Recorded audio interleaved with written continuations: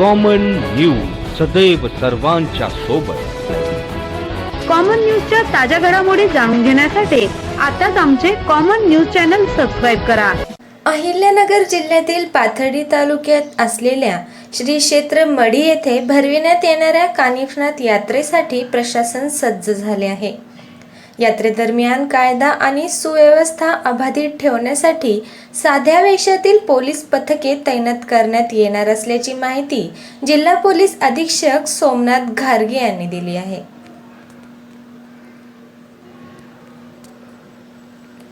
पाथर्डी शहरातील बैठकीत बोलताना जिल्हा पोलीस अधीक्षक सोमनाथ घारगे यांनी सांगितले की यात्रेदरम्यान रेकॉर्डवरील गुन्हेगारांवर विशेष लक्ष ठेवले जाणार असून साध्या वेशातील पोलीस त्यांना शोधून जेरबंद करतील। श्री क्षेत्र मढी, मायंबा आणि रुद्धेश्वर या तिन्ही देवस्थानांच्या विश्वस्त मंडळांसह विविध शासकीय विभागांच्या अधिकाऱ्यांची संयुक्त बैठक घेण्यात आली। यात्रेदरम्यान वाहतूक कोंडी टाळण्यासाठी करंजी घाट, रुद्धेश्वर घाट आणि मायंबा घाट येथे विशेष नियोजन केले जाणार आहे। बीड अहिल्यानगर मार्गावर वन वे वाहतूक व्यवस्था लागू करण्याचा आराखडा तयार करण्यात येत आहे। जड आणि अवजड वाहने 2 दिवस पर्यायी मार्गाने वळवली जाणार आहेत। तसेच चुकीच्या पद्धतीने पार्किंग करणाऱ्या वाहनांवर कारवाईसाठी टोईंग व्हेइकल यंत्रणा कार्यान्वित केली जाणार आहे। यात्रा ही राज्यातील वैशिष्ट्यपूर्ण यात्रांपैकी एक आहे। सर्व विभागांनी सकारात्मक दृष्टिकोन ठेवून समन्वय साधावा। भाविकांच्या सुरक्षितेसाठी 3 पाळ्यांत ड्युट्या लावण्यात येईल। 1.5 किलोमीटरच्या ह्याच्यामध्ये ती वाहनं मूव्ह करणं खरंच मला असं वाटतं की अवघड होणार आहे।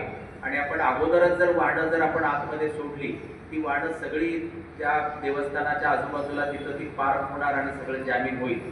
आपल्याला याच्याबद्दल चिंता आहे। मला लक्षात आलं की जे काठ्या येतात किंवा जे समजा सामान असतो, खाद्यपदार्थाच्या गोष्टी असतात, तर ते यात्रेच्या अगोदरच येतात।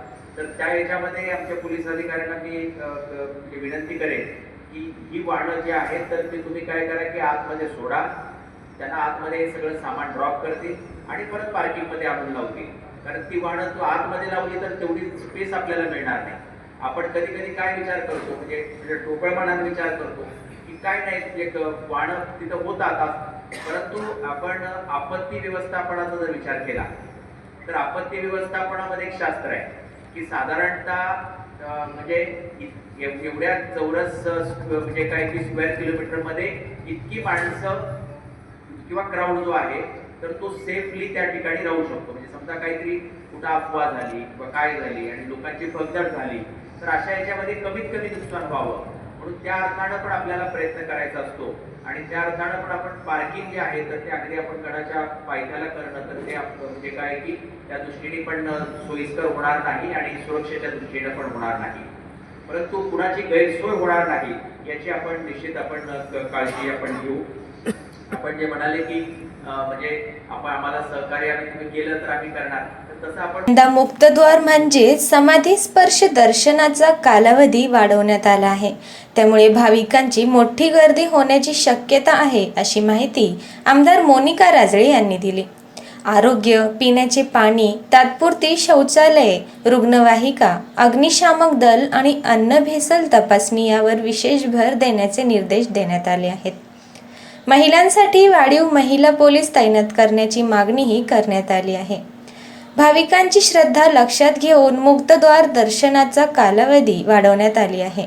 सर्व यंत्रणांनी सेवाभावाने काम केल्यास ही यात्रा अविस्मरणीय ठरेल असे आमदार मोनिका राजळे यांनी सांगितले। यापूर्वी प्रशासनाने जी काही कार्यवाही केली, या यात्रेचं नियोजन केलं, ती सर्व माहिती आपल्याला दिलेली आहे। खरं तर सुरेश अण्णांनी थोड्या वेळा सांगितलं की आपल्याला मीटिंग घ्यायची आहे। त्यांचं बरोबरच की खूप वर्षाचा अनुभव त्यांना देवस्थानच्या माध्यमातून आहे आणि आपण बघितलं की कित्येक मागच्या वर्षाचा मागच्या कालावधीचा की देशभरामधून भाविक भक्त मोठ्या संख्येने येतं। वर्षभर तर दर्शन चालूच असतं, परंतु या यात्रा कालावधीमध्ये जी अपेक्षा येणाऱ्या भाविकांची असते की मी गेल्यानंतर मला कमी कालावधीमध्ये आणि चांगल्या प्रकारे दर्शन व्हावं, त्या दृष्टीने प्रशासनाला आणि विश्वासांना त्या ठिकाणी काय सुविधा देता येतील हा त्यामागचा उद्देश आहे. आणि खरं तर या यात्रा उत्सवाच्या काळात एक अतिशय चांगलं वैभव या तिन्ही देवस्थानांना असते. मोठी आर्थिक उलाढाल या ठिकाणी होते. फक्त यात्राच नाही, परंतु त्याच्यावर अवलंबून असलेल्या अनेक यंत्रणा यांचीही जबाबदारी असते. म्हणून मला असं वाटतं की दरवर्षी लाखो भाविकांची उपस्थिती असलेल्या मढीच्या कानिफनाथ यात्रेसाठी प्रशासनाने व्यापक तयारी सुरू केली आहे. वाढती गर्दी आणि वाहतूक कोंडी यावर नियंत्रण ठेवणे हे यंदाचे मोठे आव्हान असणार आहे. कॅमेरामनसह प्रतिनिधी सुनील नजन, कॉमन न्यूज, पाथर्डी.